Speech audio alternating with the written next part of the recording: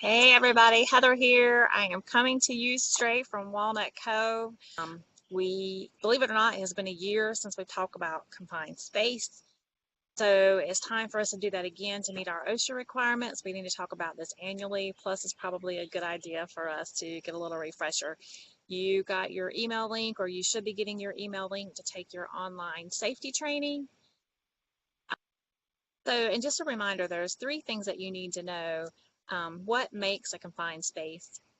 It has limited means of entry or exit, is large enough for you to enter, but is not designed for continuous occupancy, may contain a hazardous or potentially hazardous atmosphere. Truck scale pits are confined spaces. I know there's some other things that constitute confined spaces that you guys work on. So when you get to a confined space, you have to do the pre-entry checklist. That is going to be done every time. When you fill out this form, you're going to send that back in with your work order. It's going to be scanned into the system.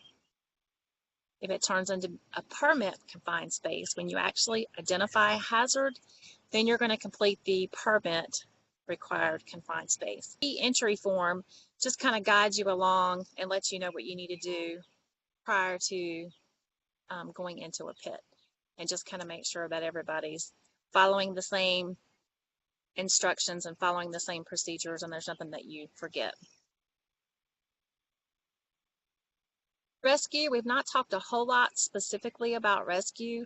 There is a video in this presentation that I want you guys to watch as a branch when you get done watching me, and it just is about I think about a 10-minute video. It shows you two different options about rescue.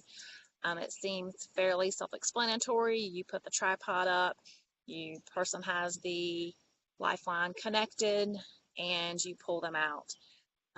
If there is a concern about being in a pit and it's going to be an old mechanical style pit with some levers, and you're not comfortable wearing your lifeline going down into that pit, then those are the ones that you need to make sure that your branch has arranged prior to the visit a third-party emergency rescue person that's going to be on hand or available to come out if something was to happen. They would actually be going down into the pit to rescue you. You would not be doing the non-entry rescue. So please watch the video. It's a very good video on non-entry rescue. There are two handouts that you can keep with you. There are procedures in place for hazard and non-hazard, permit and non-permit required. Please talk about this as a branch. Please make sure that you understand what you're supposed to do for each confined space. Know what you're supposed to document, know when you're supposed to use your sniffer. Make sure you understand when to put your lifeline on, what you're going to attach it to. Know what your requirements are, know what your procedures are, know what your responsibilities are. We don't want you to get hurt. We don't want you to feel unsafe. So if there's something that we need to do, please let us know. All right, so now it's time to talk about our monthly safety brief. I chose Seth Painter this month from our Charlotte office. He is talking about the temperatures are getting hotter and making sure you stay hydrated.